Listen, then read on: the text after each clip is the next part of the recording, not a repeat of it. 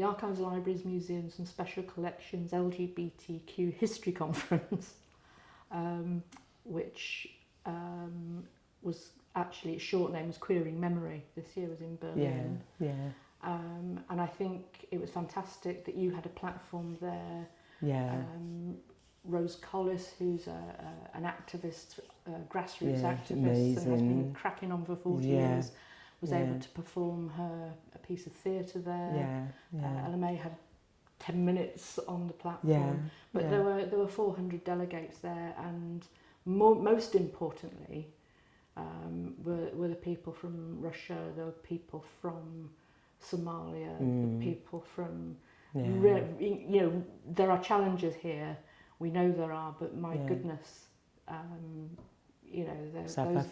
those people are facing really difficult times every day. But to be there in that international forum, it felt amazing. Because people, you could see the interactions going on, and there's actually going to be a support network for South American delegates who felt very isolated and threatened by the regimes they're living within. So there it is. There's the pushback. There's not going back. Organising against. So from the tiny little organisation that you've been involved with that produces this poster, it's becoming an international forum in a true sense.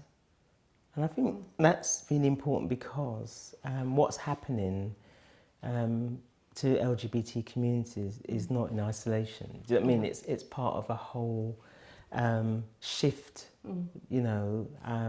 Some would say to the right, some would say backwards.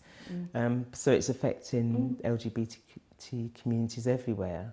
And I think there was a period where it was not complacent, but people felt that we'd achieved quite a lot. So people would just be able to relax and live their lives and get their mortgages and have, and all of that. And then it's quite shocking now when you say about people being attacked, like when we were attacked on the bus. You think this is 2019, it's, it's still happening. It's backlash time. Backlash time, absolutely. But one of the things I just wanted to say is that the LMA, the London Metropolitan Archives, has a history, archive and history conference every December. And this year we're focusing it on BME LGBT communities. So we're looking at the range of expressions within that community, from arts to, performance, looking at older histories. So it's going to be, I think it's going to be amazing, put it off. But we also want people to submit ideas and to make it as broad as possible as we can. Because even within the BME LGBT history, there's so many different histories within that. You've got the lesbian history, you've got people that have a Caribbean background, people that have an African background, people that have 8 different Asian cultures. We're having a faith-based panel, so, we're looking at Christianity and Islam and Buddhism and, how that intersects with LGBTQ issues. So that's in December, so we're really looking forward to that. We're planning that now, so the countdown.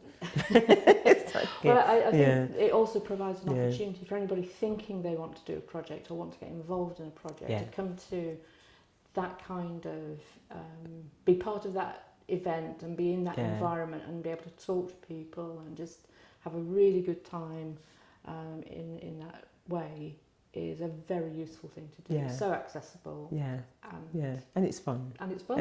Yes. And there's great food. Well, yes. Well, we have to feed people. To come for that. For sure.